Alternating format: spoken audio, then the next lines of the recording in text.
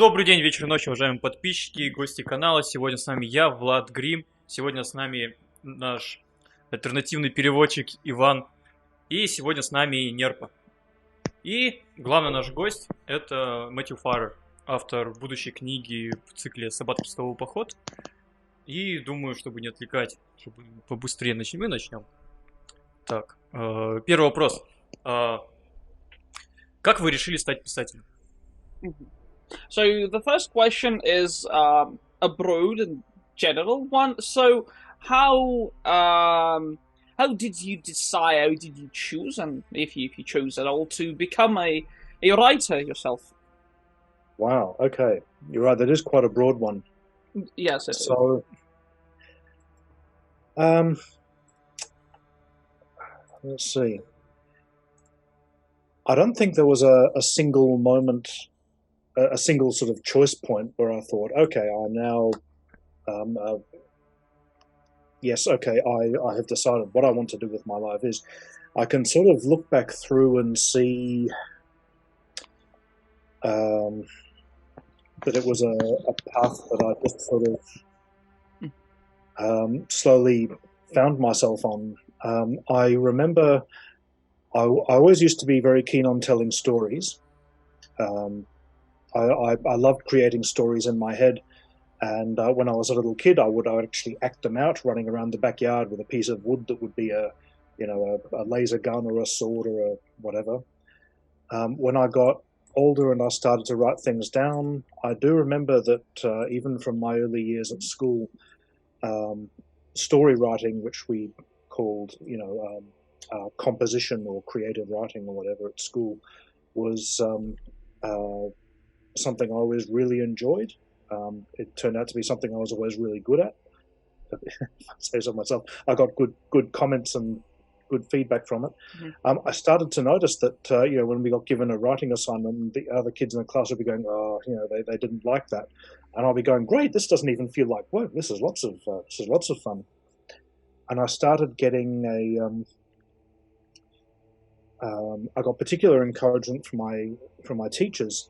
There was one particular when I was in 5th grade, so I would have been 10 or 11, who actually got in a special pack of sort of story prompt cards, and when he would give out a story writing assignment to the class, and then I would get a special one because he wanted to encourage me. So by that stage, I was starting to think of writing stories as this thing that I was good at. You had some kids who were good at sports, and there were some kids who did music, and that was their thing. And my thing seemed to be more and more writing stories. At what point should I sort of stop and let you do the feed the translations? By the way, what's the sort of? Oh no, you can tell everything you want. I'm just taking notes, and then I will do a shortened version of your answer. Yes. Ты паузу делай, если что, Вань. Я заметки пишу, я потом целиком переведу. Yes, so that's the sort of the first stage, I think, and then by the time I was in senior school, I knew I liked writing stories. I knew I liked doing stories for other people. I discovered role-playing games in this time, so I was running adventures and campaigns for mainly Dungeons and Dragons, Traveller, some of the other sort of. This was the 1980s, so those were the two big games that we had access to. And at this point, I suppose when we're talking about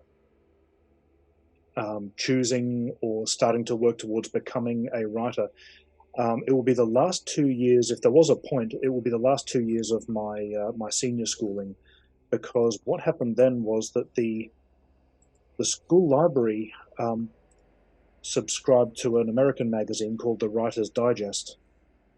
Mm-hmm. And up until I started looking at this, I had never really sort of connected what I was doing with actual professional writing books that were going to be published for readers. I mean, obviously I knew that there were people who wrote the books that I like to read. I knew that was where they came from, but I never connected myself with that process. It was like, you know, sort of watching astronauts on television. You know, there's just such a huge gap between where you are and what they're doing that you don't really, you know, make the connection.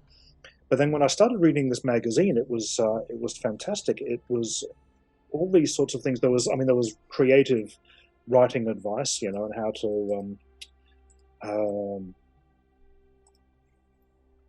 how to develop ideas, how to structure stories. There was advice about the craft, sort of how to streamline your prose, how to edit yourself, all that kind of thing. But there was also what I hadn't encountered before, I hadn't thought about, was all of this sort of professional advice and industry advice, and talking about, okay, here's how you prepare a cover letter for an editor, or here's what the editors at the top 5 publishing houses are looking for this summer. Here's how to deal with rewrites. Here's how to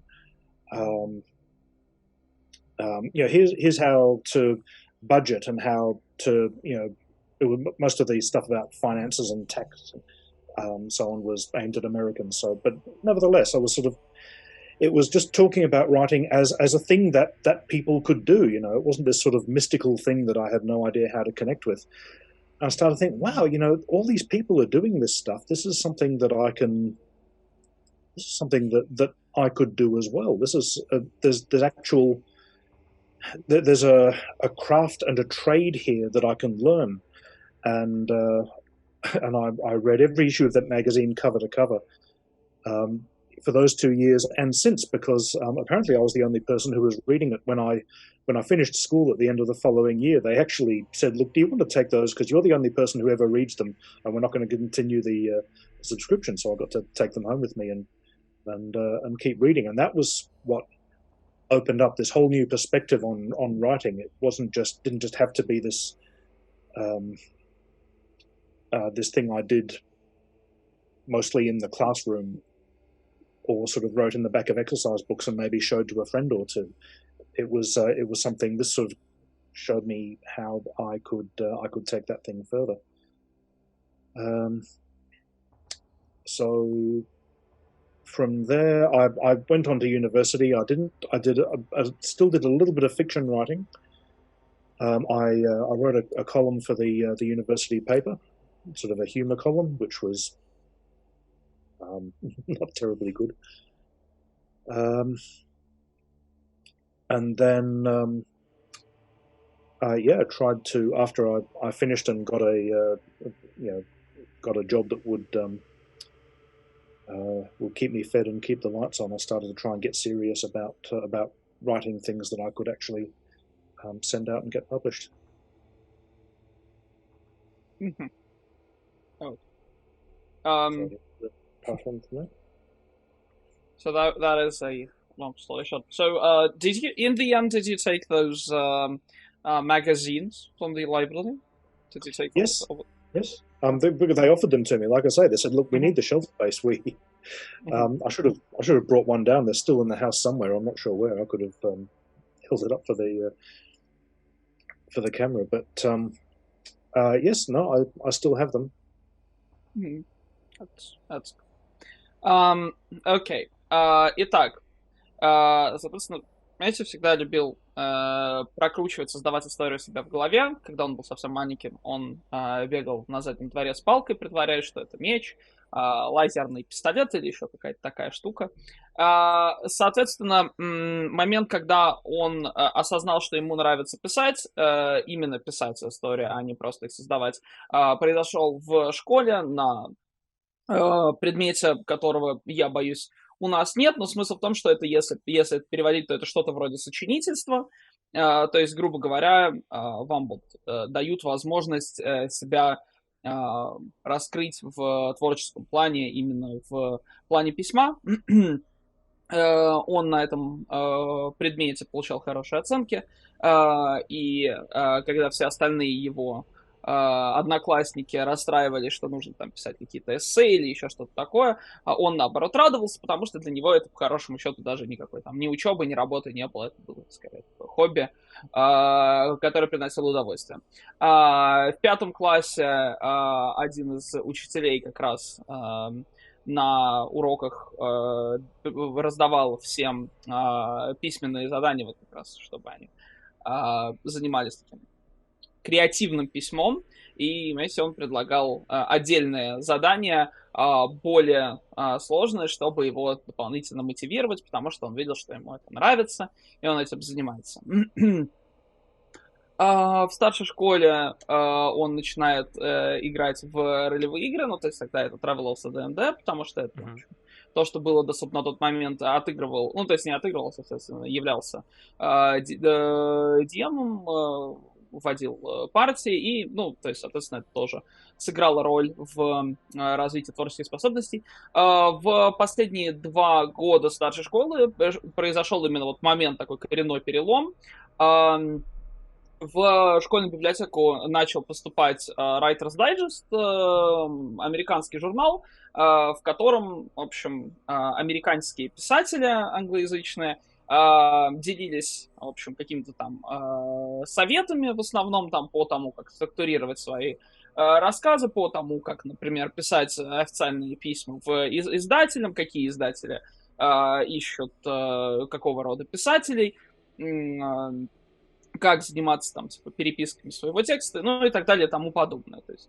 И в этот момент, именно вот в момент, когда появился этот Writer's Digest в библиотеке, произошло понимание того, что это не просто какие-то абстрактные люди, боги там, да, на Олимпе, или вот как, знаете, это сказал, что это какие-то космонавты. Нет, это такие же абсолютно люди, как он, и, соответственно, он может тоже заниматься писательством на профессиональном уровне. И он прочитал от корки до корки все выпуски, которые были в библиотеке. Когда он заканчивал школу, в библиотеке ему сказали, что, ну, в общем, если хотите, можете забрать все эти выпуски, потому что кроме вас их никто не читает, и продолжать мы подписку на Writer's Digest не будем, потому что, ну, зачем, если никто, кроме вас, его не читает. Вот. И, соответственно, уже в университете он он писал, во-первых, какую-то там колонку для университетского журнала, во-вторых, уже вот в университете он начал писать там свои там первые рассказы, отсылать их и искать работу, связанную непосредственно с писательством. Вот. У вас какие-то дополнительные вопросы по теме есть? Я хотел сказать, что да. я тоже гейммастер, по сути. Yes. So Vlad is saying that he also can feel a sort of connection because he's also a game master. So yeah, he feels that passion for storytelling in a way. Yeah. Absolutely. Так, и переходим к следующему вопросу. Назовите ваши любимые книги и фильмы, которые повлияли на вас и ваше творчество. Ну, я думаю, что можно, в принципе, спросить именно в контексте Warhammer, да? Ну, давай в контексте Warhammer. Да. Просто чтобы не слишком... Я думаю, то, что тут еще уточнить, какие еще и повлияли на творчество, то есть, чтобы... So, in terms of your Warhammer fiction, what are the main sources of inspiration when it comes to, like, other media, be it books, movies, etc.? So, like, what stories, I would say in any format, kind of influenced your Warhammer fiction? Oh, that's an interesting one. I think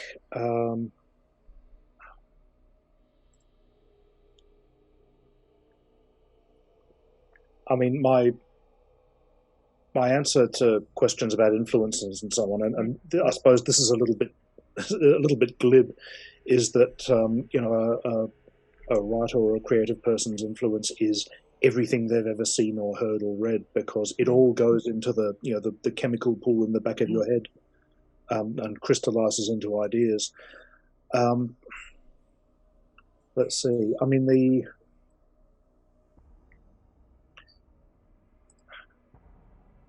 my second answer, and again, this might also sound a little bit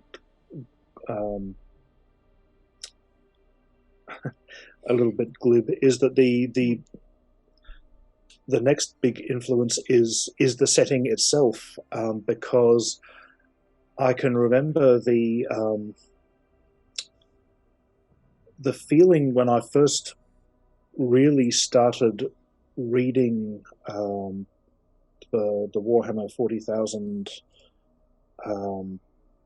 background material. This was before there was really certainly before there was a Black Library. This was in about the mid 1990s, so there had been some novels come out which I hadn't come across and didn't have access to. But I remember I went halves in a set with the boxed set of the second edition of the game, along with the John Blanche Blood Angels and Orcs on the cover. And we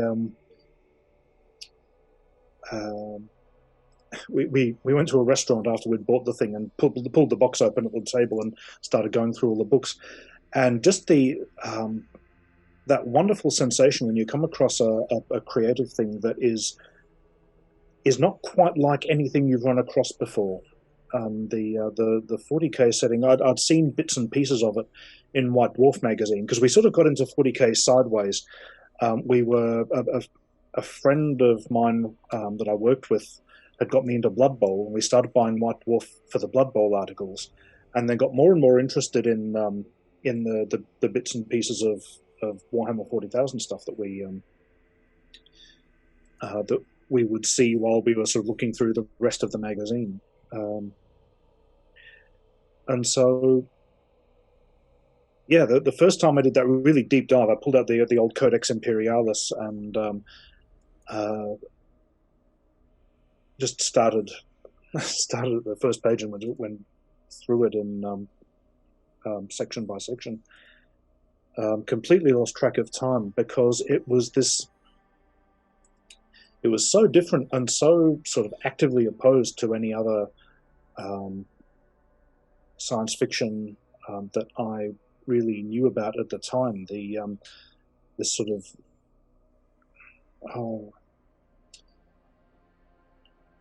that sort of surreal, fantastical quality that the artwork brought out. That sort of sense of Baroque decay.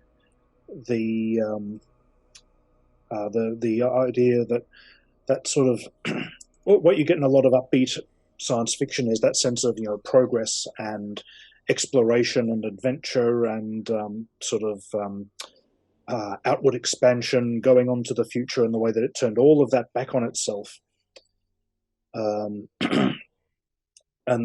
sort of showed you what happened thousands and thousands of years after all of those things, all that progress and all of the outwardness, expansion, everything like that had ground to a halt and fallen on its face.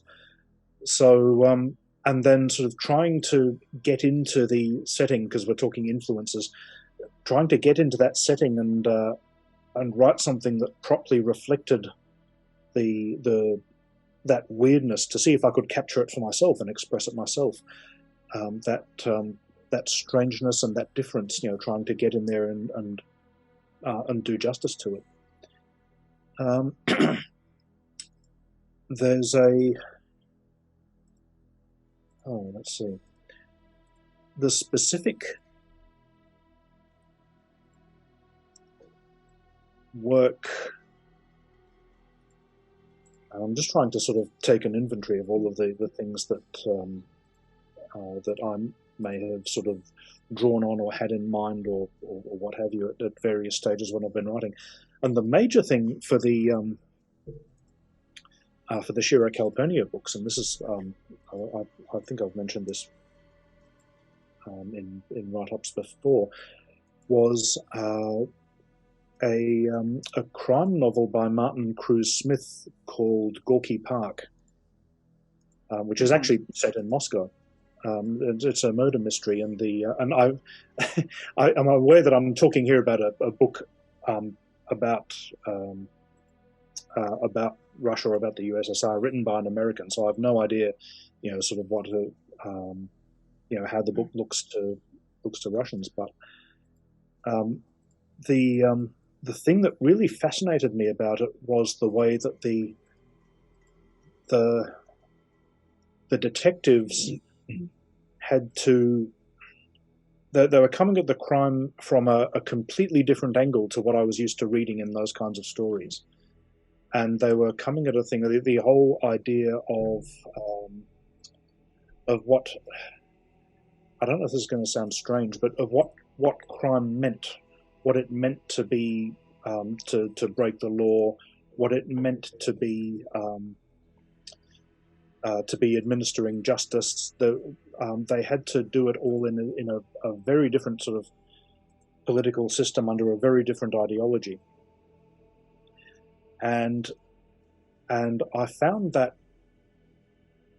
it actually, created the same sense, that same sort of weird dislocation from what was familiar, and I wanted to see what of that. I wanted to explore that myself, and the Warhammer 40,000 Imperium and the Adeptus Arbiters were a perfect vehicle to write about that, because they are superficially, they're cops or FBI or whatever else you want to use as a real world analogy, but really they're not. They've been produced. They are a part of and enforce the law of a society whose ideas about right and wrong and the value and rights of an individual and the role of the state and the law and everything are completely out of phase with anything that we think of. And I was thinking, what would it be like to be an enforcer of a law like that? How different would your mindset be to what we're used to seeing in our own cop stories? And I had an Arbiter's character that I had written a couple of very small pieces about. Before Inferno magazine started, I was actually doing a little thing where I would write these little one-page stories for the campaign newsletter of the Necromunda campaign that my local Games Workshop shop was running. And a couple of those have been about an Adeptus Arbiters officer named Shira Calpurnia. And so when I decided I wanted to write something more about that, then yes, I had the character right there. I knew that Mark Gascoigne liked the name, and so I picked up a couple of the elements that I already had, and I went from there. So we kind of got away from the question of influences, didn't we?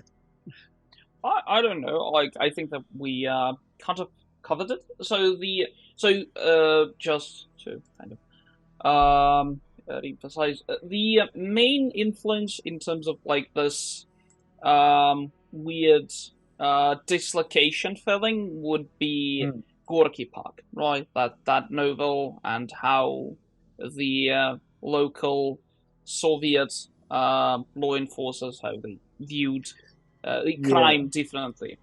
Right. That sort of that sort of gave me a path to follow, because there was this whole the reading the books gave me this whole strange feeling of this strange new universe, and then that book sort of helped to crystallize a particular way of looking at it, and thought, well, how would I go about trying to capture that, and how would I go about trying to get into the mind of somebody who lives in that sort of system and that order and believes in it, isn't a rebel or anything like that, who actually is a willing servant and a willing enforcer of it. And yeah, the Martin Cruz Smith novel sort of showed me how I might do that, and gave me the idea of, wow, if he's doing that, that's fascinating, and I wonder if I could do, taking that as a sort of a guide or a trailblazer, maybe that's something that I can do with this other system in this other world, in science fiction. I think, speaking more generally now, stories about the law law and justice and crime actually make great stories to tell in otherworldly settings, in imaginary settings, because that's where all of these ideas about right and wrong and as I say, what it is right and wrong for the law to do, what it means to be a person in that system, what rights you have, what laws you're expected to obey, and why. That sort of brings all of that to the right to the sort of the bleeding edge. Really brings everything out into the open. So if you really want to see what your imaginary society looks like when it's put to the test, then yeah, crime stories are great ways to do that. Mm-hmm. Okay. Thank you.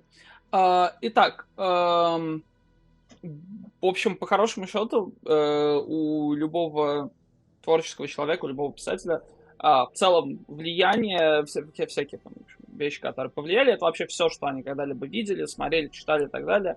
Это откладывается в голове и потом помогает формировать истории, которые они пишут.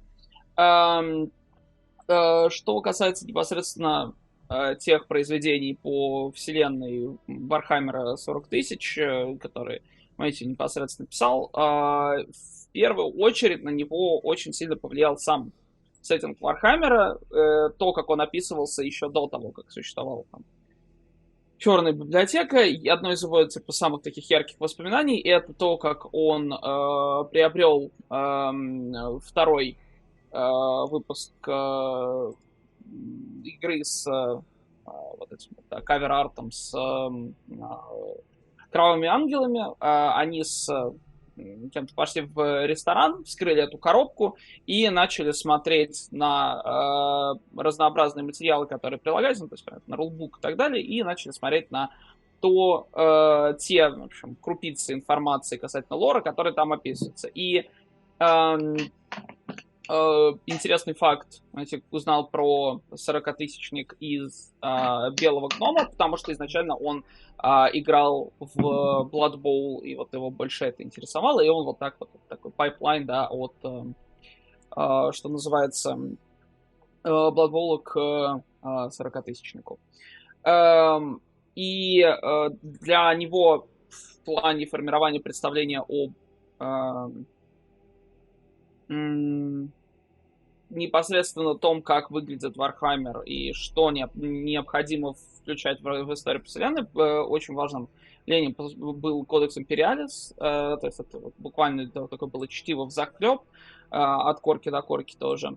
И это был совершенно другой научно-фантастический опыт, там совершенно другой нереальный фантастический элемент, то есть как это описывает Мэтью, это такое барочное упадничество, которое такой барочный упадок, который, в частности, выражен в более ранних рисунках, более ранних артах, в сопутствующих материалах, и это очень сильно контрастирует с тем, вот, да, скажем так, классическим научно-фантастическим тропом, нарративом о там, победе прогресса, светлом будущем и прочем. То есть здесь это, в свою очередь, да, вот опять же, барочный упадок. И, соответственно, здесь попытка всегда была на ранних этапах, ну и дальше тоже, написать что-то, что соответствовало бы вот этой странности фандома, да, пытаться попасть стилистически туда же. И конкретно работа, которая повлияла на серию книг о Шире Кальперни, это книга «Парк Горького» Мартина Круза Смита. Это детектив, соответственно, в Советском Союзе, написано, понятное дело, американцам. Но что в ней зацепило, это то, как советские детективы, советские там, да, законники, да, бравые милиционеры в книге, они насколько по-другому они подходят к расследованию и насколько по-другому они вообще воспринимают понятие закон, понятие преступности и так далее. То есть, ну, будучи, да, понятно, существует в совершенно другом социуме, отличном от американского, да, они по-другому, там, у них там по другие представления там, по порядке, законе и так далее. И именно вот этот вот момент странности, вот именно этот момент странной непривычности и, как Мэтью выразился, дислокации, да, вот он лег в основу того, что потом он попытается вложить в представление там арбитров, да, о том, как должна функционировать законность непосредственно на пределах, на территории Империума, да. Потому что все эти люди, да, даже там в вымышленных сообществах, они все равно являются продуктами общества, и поэтому очень важно включить и интегрировать вот как бы, да, вот этот момент, связанный с представлениями общества, там, государства и так далее, о законности, в их в представление конкретных акторов, да, в данном случае вот этого Шира Кальперния. И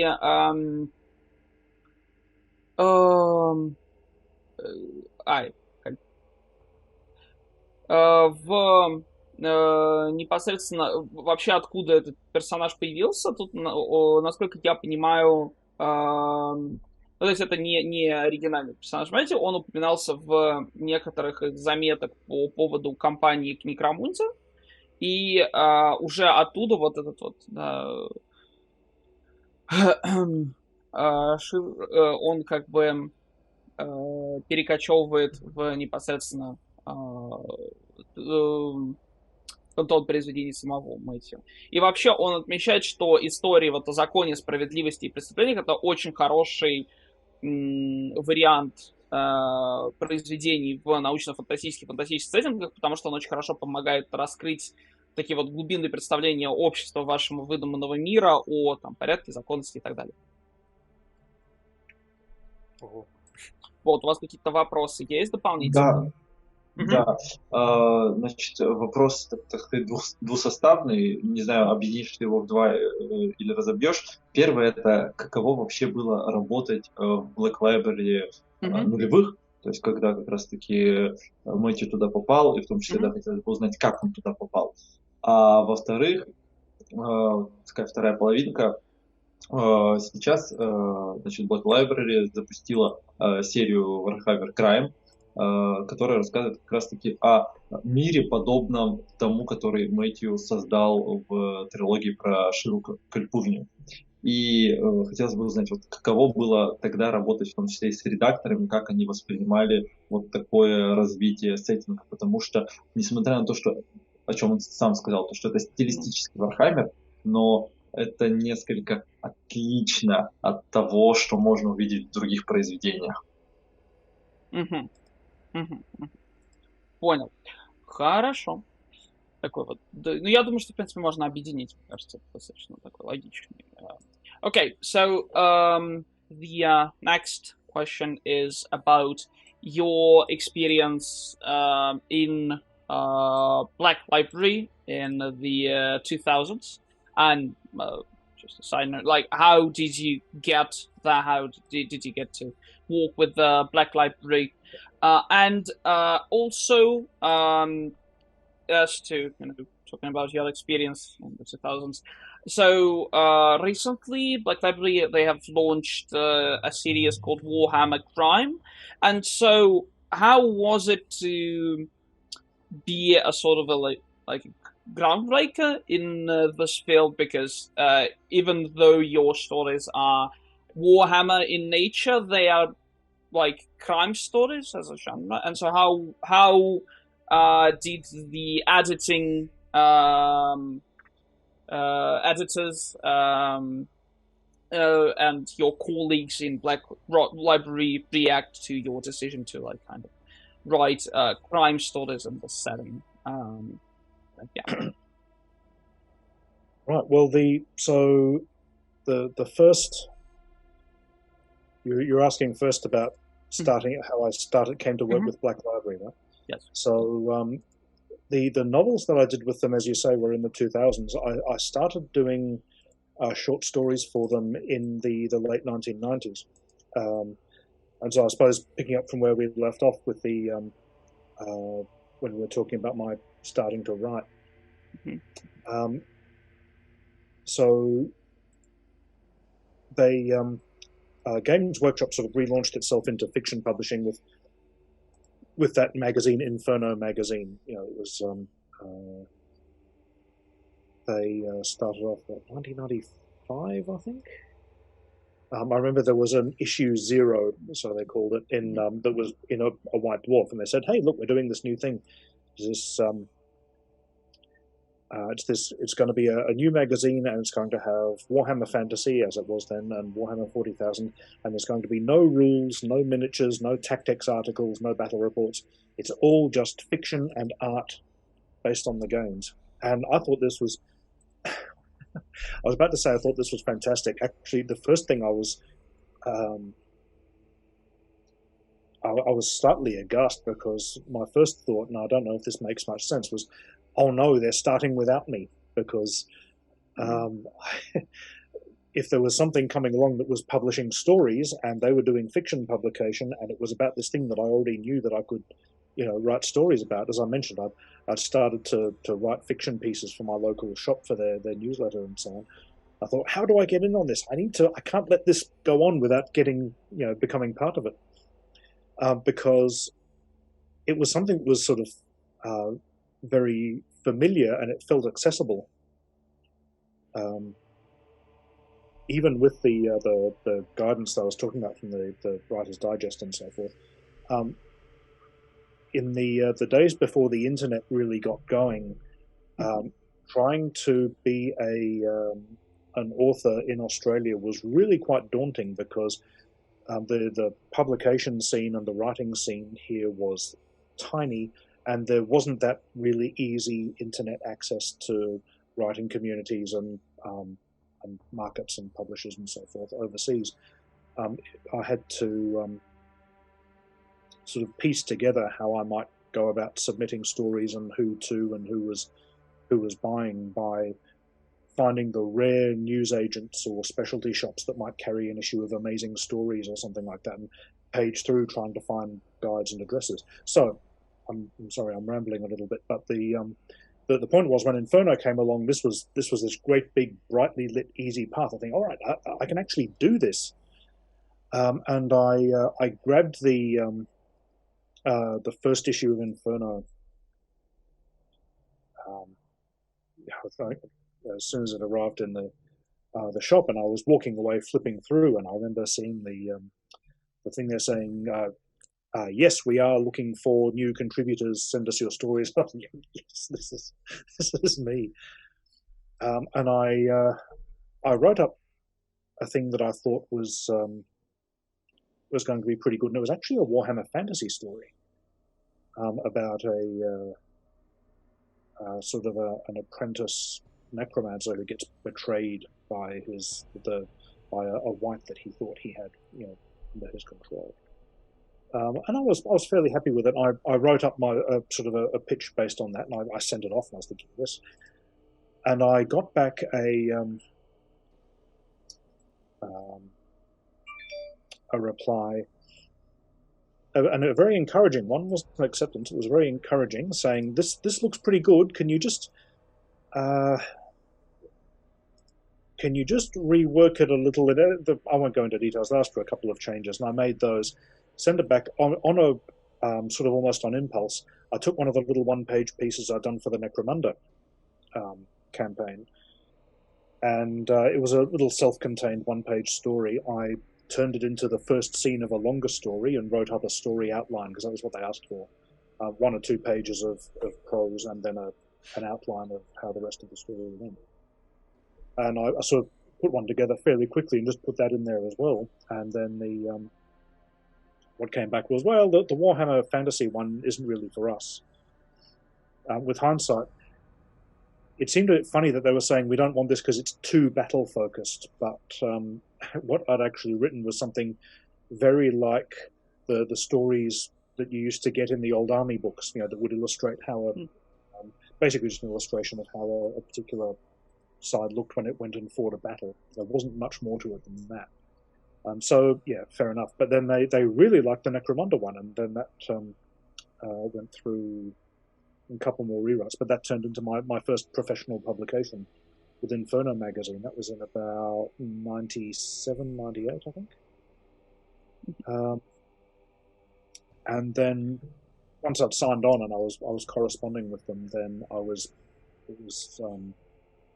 sort of that pathway to put in further story submissions. And the next one was a Warhammer 40,000 one about a word bearer chaplain that they really liked, and then that sort of it just sort of accelerated from there. And then the Shira Calpurnia, the first Shira Calpurnia story to hit print, was originally meant to be a Necromunda short story, because she was I started writing her as a Necromunda character. And I came up with again the opening scenes in the novel Crossfire, where she's sort of pushing her way through these partying nobles, was actually one of the little one pages that I did for the store. I did a write out of those.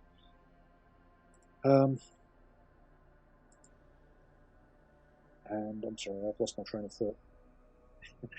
I picked it up again. I started a story out of that, which was completely different to the stuff that I'd done for the newsletter, and I came up with this cool thing about how there was an assassination attempt, and she was going up against these sort of bizarre intrigues of the nobility, which seemed like a really interesting foil to set against somebody who was a real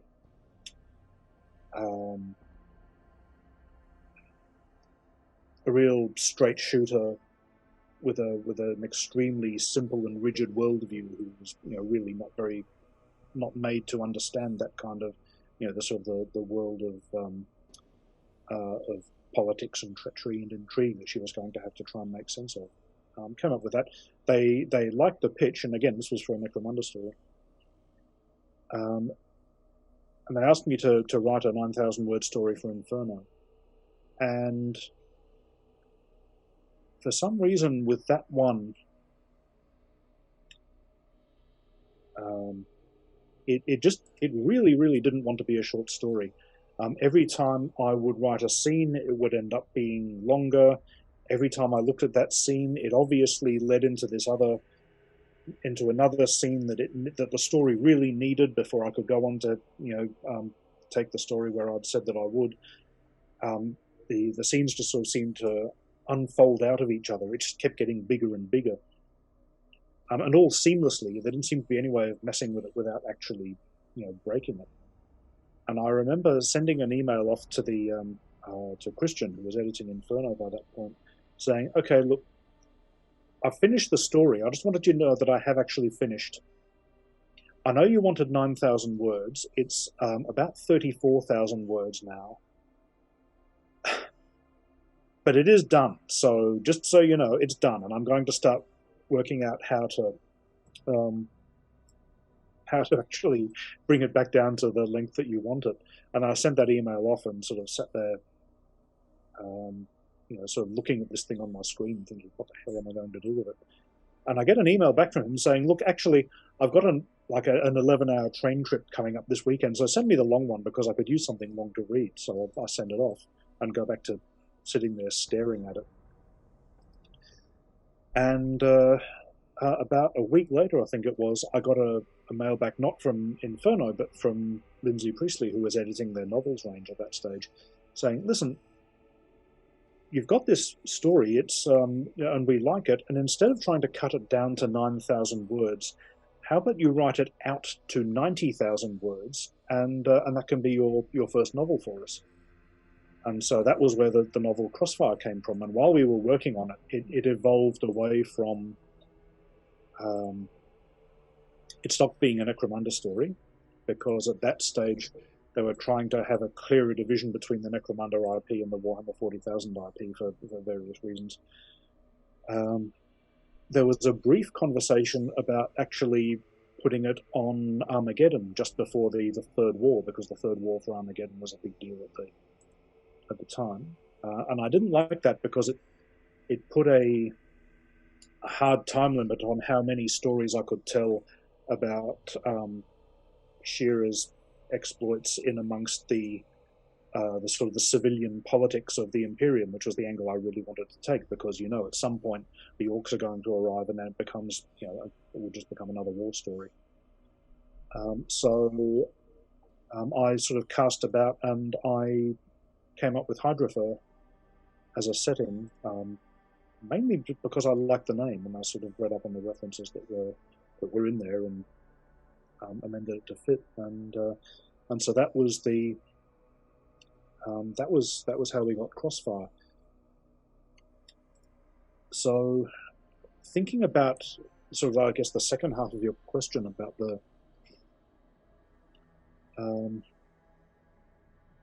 crime element, there was, back at this point,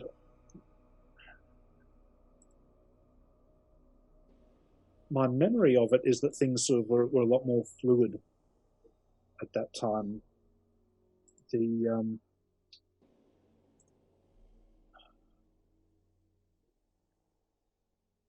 was a lot of room to grab absolutely any part of the setting that interested you, and pitch a story about it.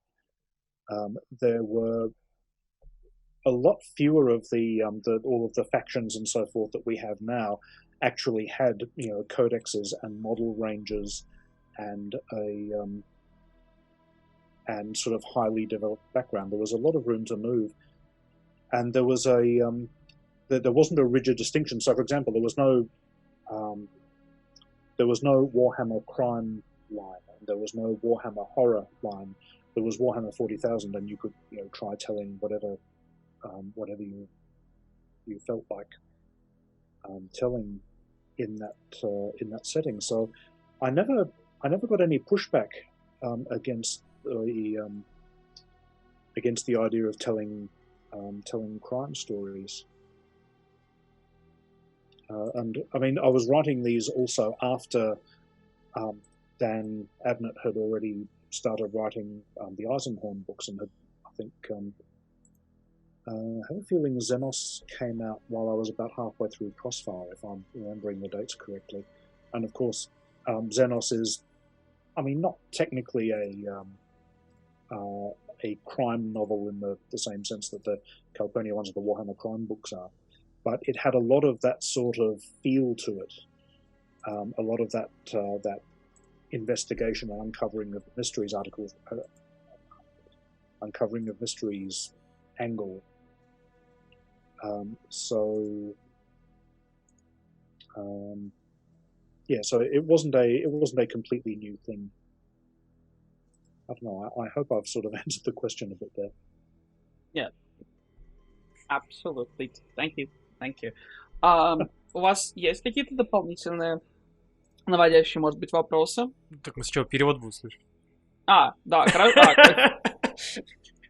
Палец вверх. Я очень частично понимаю английский, так что... Понял, хорошо. Соответственно,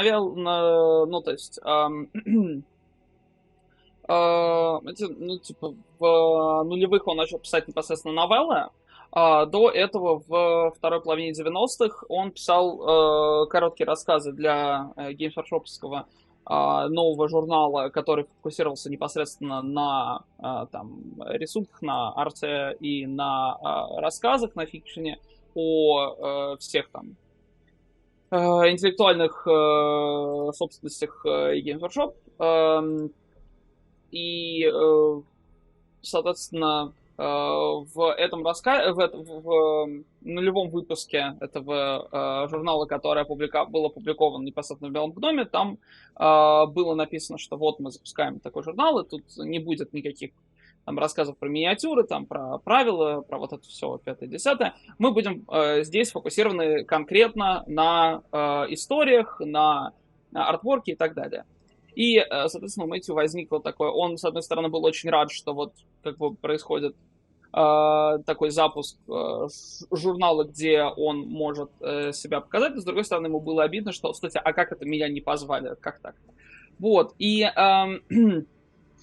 Так как он рос и начинал свою писательскую карьеру в Австралии, то у него было гораздо меньше вариантов для публикации, просто потому что писательская комьюнити и гораздо меньше, чем в США, гораздо меньше всяких, понятное дело, журналов и возможностей для молодых начинающих писателей как-то там, да, себя попробовать, показать в каких-то более там, да, малых жанрах и так далее. И поэтому вот этот Inferno-магазин, да, журнал Inferno, как угодно, который запускали Games Workshop, он был таким определенно очень хорошим вариантом для начала писательской карьеры и вот запрыгивания, да, на такой вот поезд писательства. И в первом же выпуске, который, как только он появился на прилавке местного там магазина Мэтью взял, там был как раз призыв, там было вот письмо открытое ко всем желающим отсылать свои работы, там наброски какие-то и так далее. И первый набросок, первый пич, который он выслал, это был рассказ в сеттинге Warhammer Fantasy, который Fantasy Battles, который, да, помянем. Он рассказывал о некромантии, его ученике и предательстве, и он был такой вот, в общем, военной истории, он был гораздо более там сфокусирован на там баталиях и так далее. Он отослал этот рассказ, ему пришло обратное письмо, в котором говорилось, что да, в принципе, неплохо, сделать пару-тройку исправлений и высылать обратно. И смысл в том, что в обратном письме, помимо исправленного, доработанного вот этого вот рассказа про некроманта, его ученика и предательство, Мэтью также приложил свой небольшой набросок рассказа по некроманте. И в ответном письме, которое пришло от Games Workshop, там было написано, что, знаете, вот этот вот рассказ про некроманта вот в сеттинге фэнтези нам не очень хорошо подходит, а вот про Некромунду очень даже ничего, знаете. Вот. И причем самое смешное, что как раз критика была в рассказе фэнтези в том, что он был как раз слишком военный и слишком такого описательного характера, да, как Мэтью сравнил с военными рассказами из старых, там, типа, военных журналов, да, вот эти вот военные истории, да, когда там, типа, описание движений линий фронтов и прочее. Следующий его коротенький рассказ, который он опубликовал в 1997 году, был про капитана несущее слово, и потом он как раз написал, расширил один из своих набросков, как раз про Ширу. Она была героиней для короткого рассказа. И смысл в том, что открывающая сцена из «Перекрестного огня», Crossfire, я не знаю, как его по-русски переведи, это буквально взята вот из наброска для одного из этих как раз коротких рассказов, которые он собирался отсылать в Inferno Magazine. И для него вообще было очень интересно, то есть именно концептуально, вкинуть Ширу, которую он описывает, да, как героиню с максимально таким вот прямым и честным, там, да, ну, в рамках общества империума, понимания о том, что такое там правда, клифты, и, там, что такое закон, в там, детектив, да, с убийством, завязанным на хитросплетениях, там, интриг, нобилитета. И Games Workshop понравился этот питч рассказа про Ширу. Они попросили написать рассказ на 9000 слов для Inferno Magazine. И Мэтью начал писать. И каждый раз, когда он писал новую сцену, она растягивалась и растягивалась. И она, ну, как он сказал, это произведение вообще никак не хотело быть рассказом. Оно все увеличивалось и увеличивалось, убольшалось и убольшалось. И в итоге он закончил его, отослал имейл в Inferno редактору Крису и сказал, что вот он закончил, она закончена, но вот как бы вместо 9000 35, и он сейчас подумает, как это сократить, но в обратном имейле вот этот вот как раз редактор Крис сказал, что у меня на следующей неделе долгий перелет или переезд куда-то, ну, в общем, куда-то я еду, отсылает длинный вариант, я, в общем, будет что почитать. И следующий имейл он получает не от Криса, а от Линдзи Крисли, и которая как раз заведовала выпуском новелл, да, книг полноценных по Games Workshop'ской лицензии. И она написала, что нам, в принципе, очень нравится. Как вам такой вариант, как вместо того, чтобы сократить с 35 до 9, как значит вы увеличите с 35 тысяч до 90 тысяч слов, и это будет, в общем, ваша первая новелла, которую вот мы здесь опубликуем. И дальше, ну, типа, началась работа над увеличением. Это уже была не история в сеттинге Некромунда, потому что Games Workshop пытались в этот момент активно разграничить Некромунду и Сорокатонник по каким-то по неназванным причинам. И пытались, ну, то есть не пытались, а предложили в качестве сеттинга взять Армагеддон, но Мэтью не согласился, потому что для него там очередная война за Армагеддон, она бы уменьшила количество возможностей для написания новых историй про Ширу. И, ну, потому что прилетят орки, и все испортено. И поэтому вот оттуда взялась эта планета Хайтрафур. Я не уверен, как она называется. Гидрофур. Вот. О, я молодец, правильно записал. И, соответственно, она была взята именно потому, что, во-первых, ему понравилось это название, и оно упоминалось где-то в дополнительных материалах. Во-вторых, это просто потому, что была возможность использовать этот мир, не боясь, что туда прилетят орки и все опошлят. И что касается непосредственно вопроса о том, как оценивали там редакторы, коллеги и так далее, то, что Мэтью писал именно вот такие детективные рассказы, да, такого более детективного характера, он пишет, что, в принципе, никакой строгой политики в отношении того, какого именно жанра должны быть книги в сеттинге 40-тысячника, не было. То есть это была такая, в общем, эпоха, когда не было там отдельных серий про там крайм, хоррор и так далее. То есть это был единый там 40-тысячник, и можно было взять любой элемент фандома и начать писать про него историю. Была свобода творить в разных жанрах, и, в принципе, Арбитр уже тогда, когда, ну, вот примерно в этот же момент, плюс-минус, по словам Мэтью, начинает писать про Эйзенхорна, и, в принципе, там тоже присутствуют до определенной степени детективные элементы, в принципе, никто никаких проблем с этим не имел. Вот. Как-то так.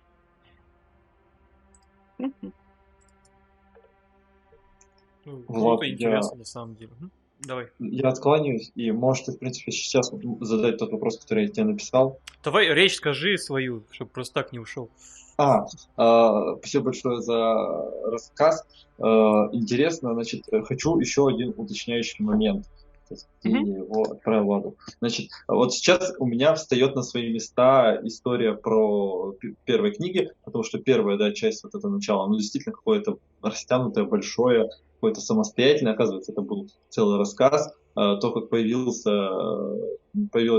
первый роман, тоже становится понятным, то, что это именно был самостоятельный продукт. Как я понял, хотелось бы узнать, сколько, во-первых, да, писали, дотягивали от 35 тысяч до 90 тысяч, и каков был план на Ширу Калькурну. То есть вот первая книга, она ощущается самостоятельно. Вторая и третья — это такие кусочки очень плотные, с клиффхенгером, который такой, ну что же там будет дальше, чтобы точно, вот, ну, по ощущениям, чтобы точно вышла третья книга. А что дальше? То есть какие были планы? То есть убили ее, взяли в инквизицию. И почему эти планы не удалось реализовать? Потому что потенциал, по ощущениям, у Ширы был куда как больше. Вот, все, я откланяюсь. Спасибо большое. Goodbye. Okay. So with that, Anthony will have to leave us, unfortunately. But he left a final question of his. So now with you telling the whole story of the first novel of Crossfire, he now fully understands how it came to be. But he has a question. So first of all, what was the process of expanding your 35,000 words short story into 90,000 word novel was like? How and the second part of his question is like, so the first book was a sort of a self-contained story, whilst the second and the third, they were very much intertwined, and they seemed like a like the third one seemed like a continuation of the second one. So, and did you have any further plans for Shira? And because she, in Anthony's world, has had such a tremendous potential, and did you have any further plans to kind of expand on her character? And if you had, why didn't those plans come to be? Why didn't you? Okay, so the process of expanding the book out. Let's see. I'm sort of casting my memory back a bit. It's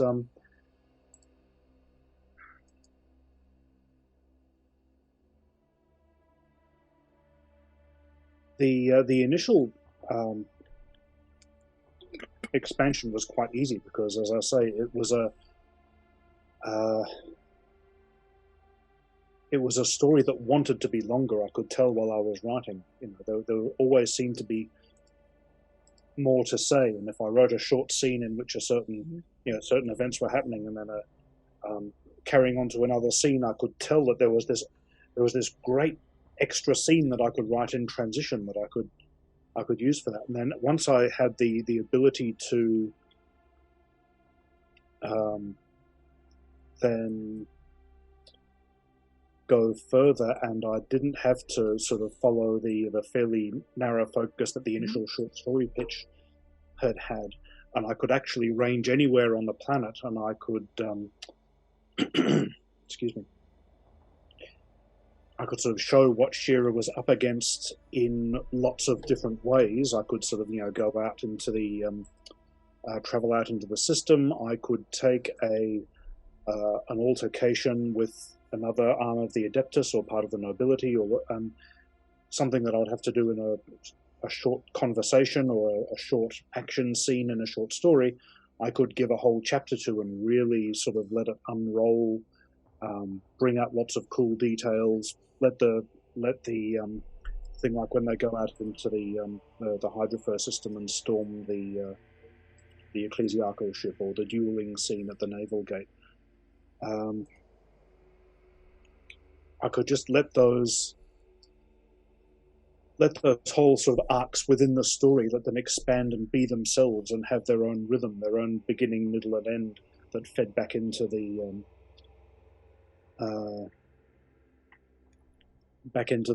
narrative as a whole. It's interesting sort of looking at the books next to one another, because I think in terms of which of them I like better now, Legacy, there were individual scenes in Legacy that I really like, but I think in terms of a story that actually sort of did hang together and have its rhythm like that, I think that Crossfire probably worked better as a whole book. As I say, it is a long time ago now. I don't know how much of this I was consciously aware of at the time, because every writer I know of says that writing that first novel, when you don't really know what you're doing, you're learning how to do it as you do it. It's always a bizarre experience. You're trying to what's that saying about jumping off the top of the cliff and building your glider on the way down?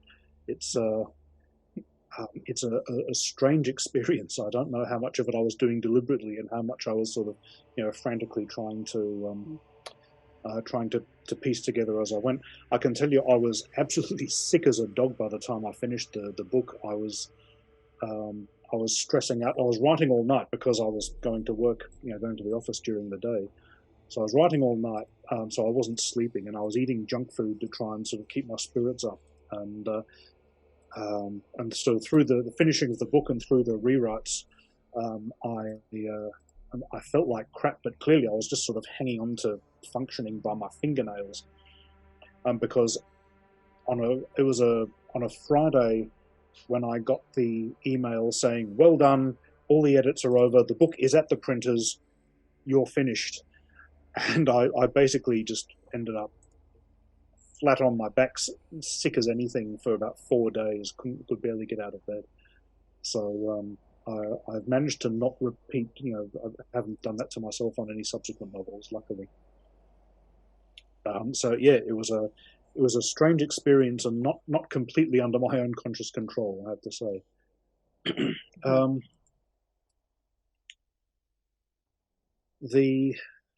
Let's see the next part of the question. Okay, so yes, Crossfire. Yeah, that was a very observant point. That Crossfire was a self-contained standalone book, and Legacy and Blind flowed into one another much more because this was what they were doing, as I remember it, with a few of their authors. That they would give, each person a novel, which would be initially a standalone novel, and it would just be testing the waters. Say, okay, how does this person perform when they have a novel to write? And let's see how people, how the readership respond to it, and if that all seems to be positive, then we can continue and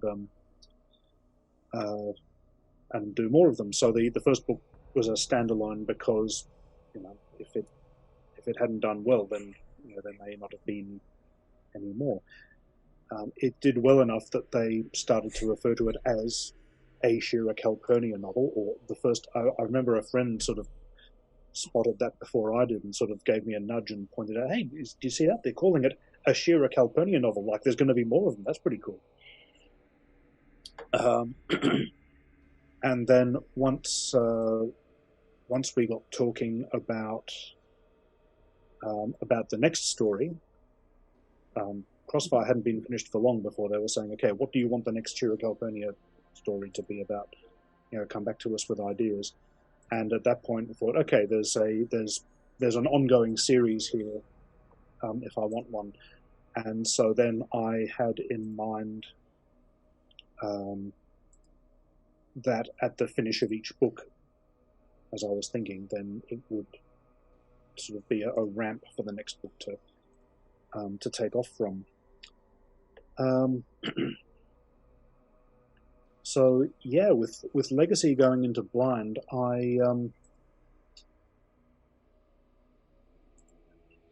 didn't initially plan that sort of join and the opening of Blind quite the way that it was in advance. I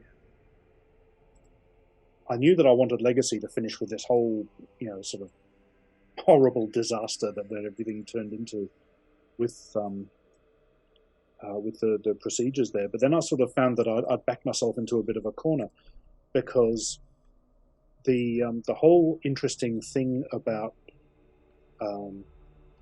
writing for that setting, and I kind of touched on this before, is that it doesn't back away from or it shouldn't back away from the sort of the full grim, dark, terrible implications of what it sets up.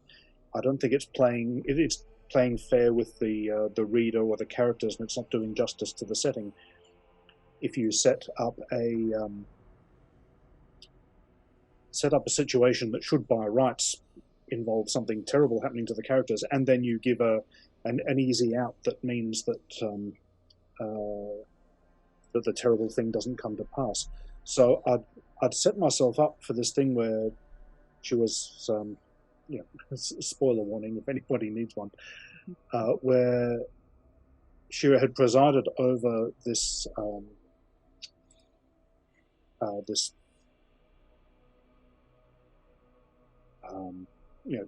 not a tribunal, this ceremonial handing over the bequeathment of the Rogue Trader Charter, and it turns into a bloodbath, and the Navy has to get involved, and there's this whole sort of horrible series of altercations right across the system. That's an absolute, it's going to take, there'll be repercussions for that for months or years. Real sort of stain on the reputation of the Arbiters and everything. And if I'm going to write this setting, the Imperium and the Arbiters, as they should be written, which is this this dystopian, hellish, despotic, dead bureaucracy where incompetence is considered a crime, probably a capital crime. But at the beginning of the next book, Shira hasn't had any consequences beyond, maybe getting called into her boss's office and shouted at for a few minutes. That's not right. That felt really wrong. Something really, she had to be facing the full weight of the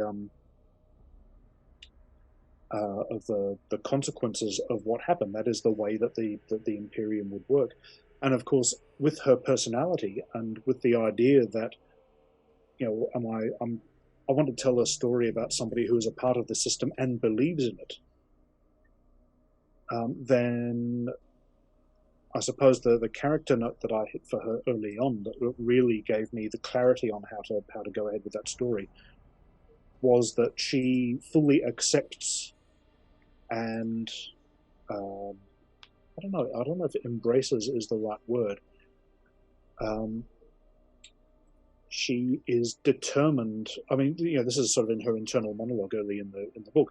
She's determined to be a model prisoner. If she's going to pay the price for her crimes, then she is going to provide an example to everyone who comes after her of how an arbiter should properly, comport themselves, with their guilt as she perceives it. And so that was the sort of the character note that the character progression that led from that book into the next one. The main mystery of Blind was, it came out of some notes that I'd been doing some time before. At the time, I was keeping track of all of the little bits and pieces that I was of background and story and so forth that I was developing about Hydrofer in a card file, on the little index cards in a box, and I'd come up with the idea of this space station that housed the astropathic choir and so on, and wrote up a few lines about it and popped it in there in case I ever used it. But the first thing that went through my mind after I'd finished writing out the card and put it in its place was, that'd be a great place to set a locked room murder mystery. Because how do you effectively create a mystery in a facility that's full of people who can read minds, see into the past, who are clairvoyant? How would you do that? And so constructing the actual murder and the investigation then was a test of how could you do that, and then the process of writing Blind was bringing those two things together. I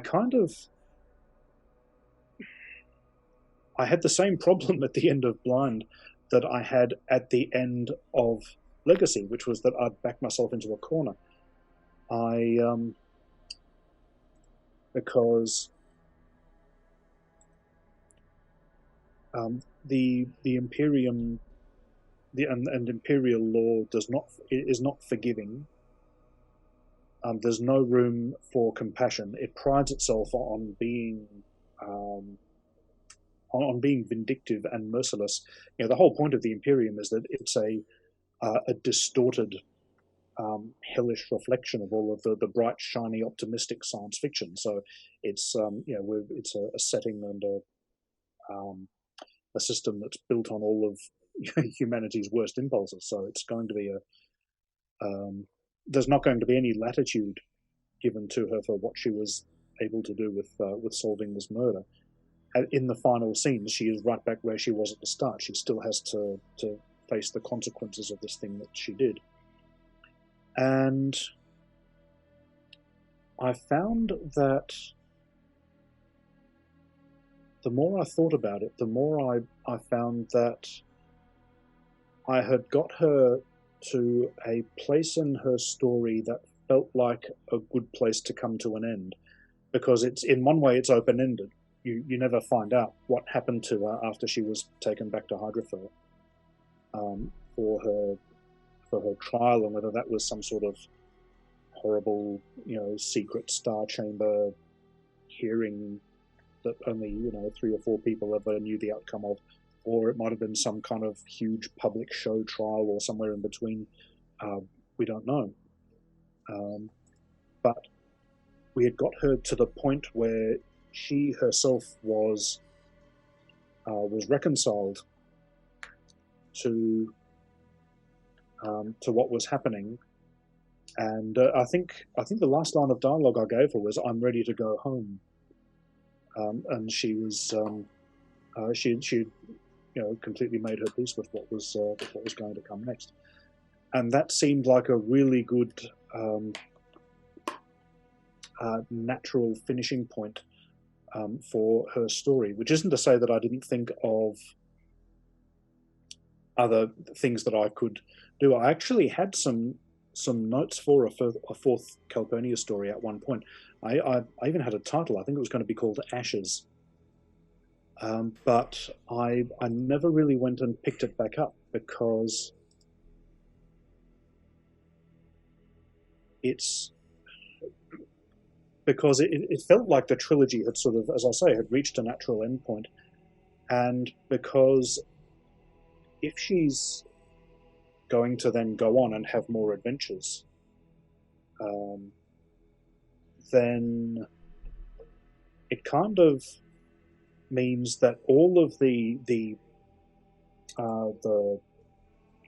sort of personal anguish that she went through in Blind, with trying to come to terms with what had happened and what she had done or failed to do and what was going to happen to her, she was kind of angsting over nothing.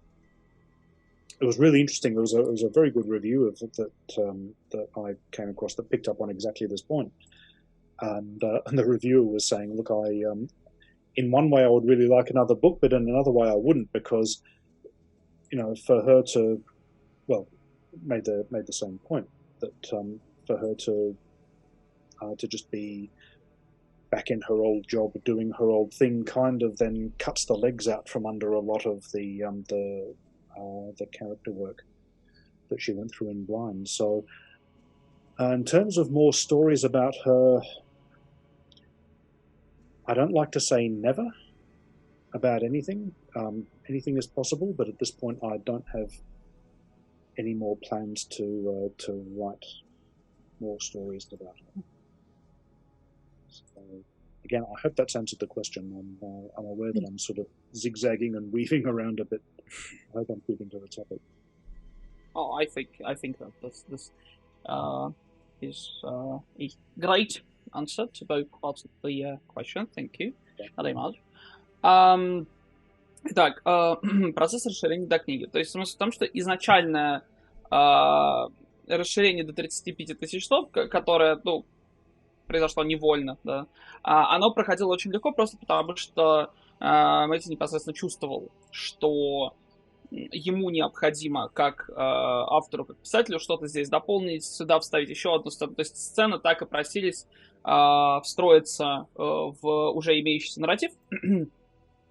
Что же касается увеличения до непосредственно размеров новеллы, то здесь это был гораздо более тяжелый процесс, потому что, с одной стороны, это гигантская творческая свобода, то есть у него есть все пространство там в мире, да, он может увеличивать короткие сцены, короткие диалоги, да, до размеров целых глав. но в то же время это гигантская титаническая работа. И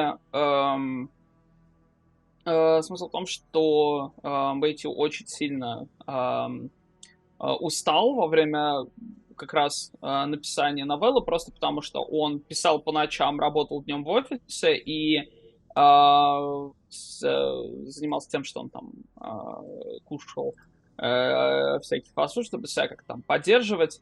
И когда ему пришло, наконец, официальное письмо после всех там переписок, да, после всех там изменений, что да, книга готова, мы ее отправляем в печать, он просто упал на спину и 4 дня тупо отдыхал. Что касается его любимой книги в трилогии, то у Мэтью очень нравятся определенные сцены в Легаси, в Наследии. Я, опять же, не уверен, как конкретно ее перевели на русский, но как единая история, как единая книга, «Перекрестный огонь», Крестовый, она работала лучше. Но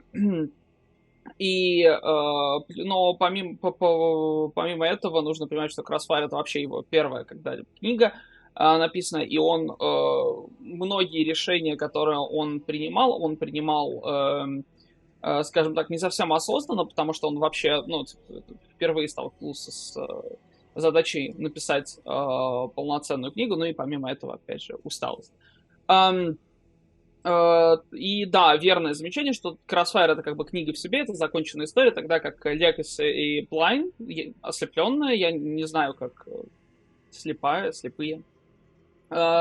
слились в одну. И вообще Games Workshop такую штуку проворачивали со многими авторами, то есть они давали возможность написать одну книгу, если она заходила, то они давали уже непосредственно возможность развивать эту серию, писать дальнейшие в ней главы, в смысле главы следующей книги и так далее. И его очень порадовало, что в какой-то момент книги в трилогии начали, под заголовок писать, что, это там серия книг о Шире Кальперне. То есть это так. Возвели Ширу в статус такой культовой героини, что называется. И ему можно, то есть он понимал, что можно как бы развивать серию, потому что она, имеет успех, и Games Workshop поддерживает. И смысл в том, что в конце Legacy вот этот клиффхенгер, это фактически абсолютно осознанный мостик, который был создан для того, чтобы перекинуть его непосредственно в Blind, но при этом именно эти две книги, они изначально планировались как одна и вторая, и после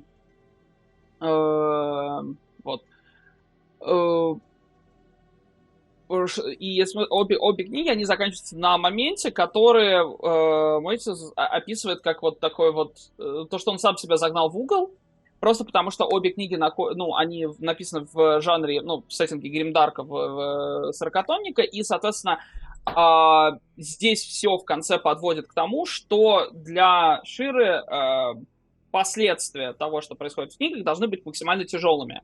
И, соответственно, взять и выпутаться из этого и как бы сказать, что все хорошо разрешилось, как было бы не совсем корректно по отношению к читателям, просто потому что жанр подразумевает, что будут тяжелые последствия для героини.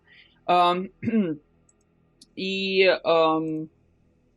соответственно, он подразумевал, что если он создает мир, и он хочет действительно написать правдоподобную историю про этих вот арбитров, которые являются собой пример законников, живущих, в общем, по хорошему счету, в дистопианском таком тоталитарном обществе, совершенно такой бюрократизированной, извращенной системой правосудия, то Шира должна была не просто понести наказание и пострадать из-за событий в Легаси, но она еще и должна была стать показательной заключенной, то есть именно потому, что ее представления о мире, они таковы, что система как бы не ошибается, соответственно, если я сюда попала, то мне необходимо показать что вот мы арбитры, да, мы как бы действительно там, типа, носители там порядка, справедливости в обществе, и я стану вот примерной, как бы показательной такой заключенной, стану примером для всей галактики. Вот. Помимо этого, основная загадка Блайнда — это она выросла из того, что Мэтью писал себе, он создал такую вот коробочку с карточками, в которых писал интересные какие-то вот там места с локациями, идеями о системе гидрофур. И одним из таких стала вот как бы такая твердынь, обитель астропатов. И его, как только он закончил писать эту карточку и положил ее в коробку, ему сразу пришла идея в голову о том, что было бы интересно детективную историю об убийстве поместить вот в этот сеттинг твердыни астропата, просто потому что там буквально все могут читать мысли, там видеть прошлое, настоящее, будущее и так далее. И смысл в том, что в конце Блайнда он ставит себя в такую же абсолютно ситуацию, как Сагиса, просто потому что Шира должна, опять же, понести наказание за свои действия, если это, ну, как бы хочется, чтобы эта история была правдоподобной. Потому что Империум, он как бы не прощает, и в нем нет места сострадания. Вот и вся суть Империума вообще, это именно такое темное, извращенное отражение вот этих всех, как мы уже говорили, да, там, каких-то ярких, оптимистичных представлений о прогрессе, там, научно-фантастических и 60-х.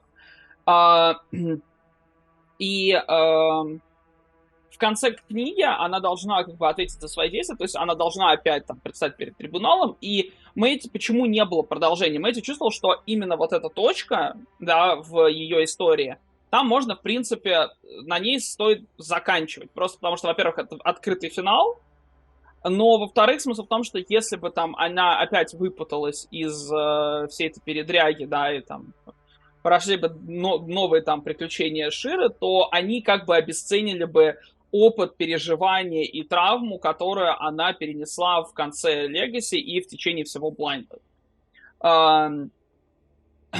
И если Мэтью не ошибается, он говорит, что что последняя фраза, которую он вложил в уста Ширы, это «я готова отправиться домой». И вот как бы, соответственно, его идея была, что это такая финальная точка, ну или там точка с запятой, да, в истории Ширы. И у него были наброски четвертой книги, она называлась, ну, типа, Ashes, ну, типа, пепел, прах, как угодно. Но он чувствовал, что трилогия завершена, и поэтому сейчас у него, как бы он говорит, что никогда не говори никогда, но сейчас никаких вообще планов по возвращению Ширы у него в принципе нет. Это как бы завершенная на данный момент трилогия. Вот. Заметки не удаляй свои, на всякий случай.